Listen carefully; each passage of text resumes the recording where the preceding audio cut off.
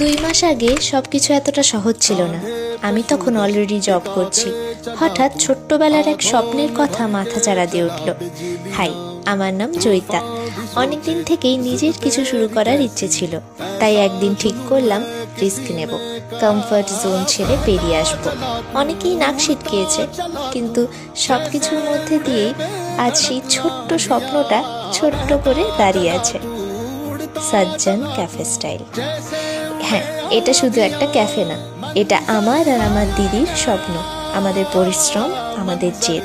প্রতিদিন নতুন নতুন চ্যালেঞ্জ আসে, কখনো কাস্টমার কম, কখনো টেনশন বেশি, কিন্তু যখন দেখি আমাদের কাস্টমাররা হাসি মুখে আমাদের বানানো ফুড এনজয় করছে, সব কষ্টটা সার্থক মনে হয়।